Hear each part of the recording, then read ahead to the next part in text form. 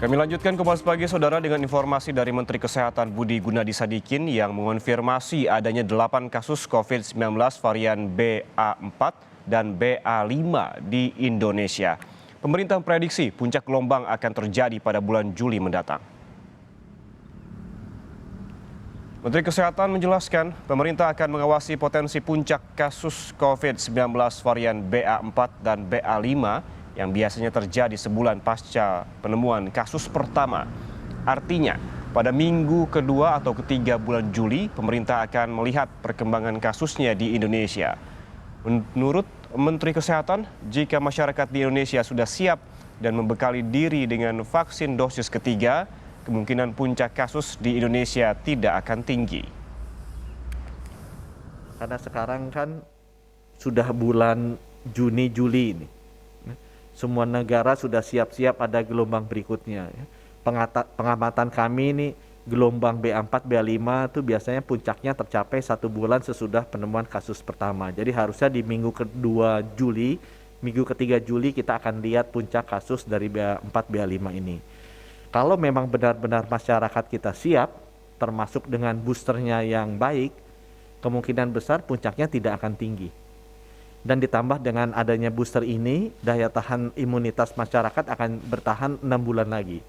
Sampai bulan Februari, Maret tahun depan. Sehingga kalau itu bisa kita jaga, maka Indonesia mungkin akan menjadi satu negara yang pertama-tama dalam 12 bulan tidak mengalami lonjakan kasus. Karena biasanya setiap 6 bulan kan lonjakan kasus itu terjadi. Sementara pemerintah Provinsi DKI Jakarta meminta masyarakat tidak lengah dan kembali meningkatkan protokol kesehatan. Dalam beberapa hari terakhir, Pemprov DKI Jakarta mencatatkan adanya peningkatan kasus harian COVID-19.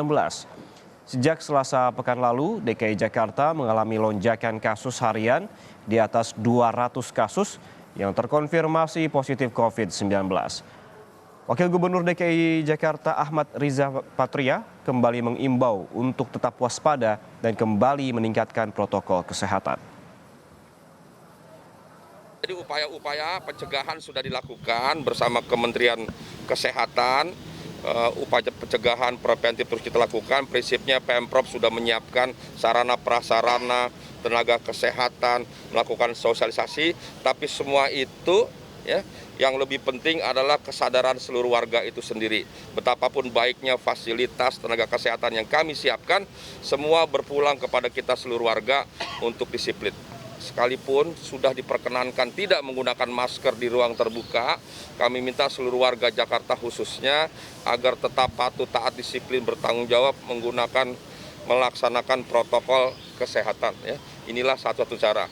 Kemudian yang kedua juga penting, yaitu pastikan menggunakan vaksin. Kami juga Pemprov nanti akan meningkatkan lagi ya, agar vaksin yang ketiga booster bisa terus dipastikan agar seluruh warga mendapatkan vaksin.